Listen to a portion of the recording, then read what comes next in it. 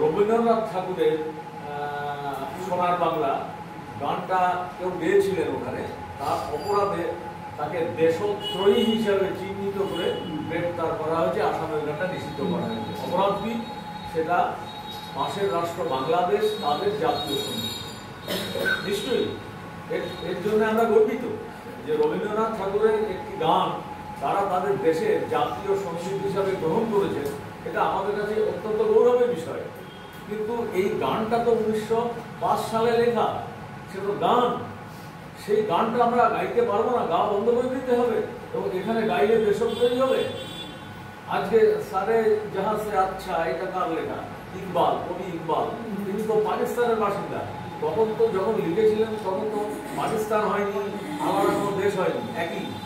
তাহলে এখানে তো আমরা তাকে জাতীয় স্তরে যে সমস্ত সঙ্গীতগুলোকে আমরা মান্যতা দিই, ওই গানটাকেও দিই। তাহলে পাকিস্তানের মানুষ কি গানটা গায় না?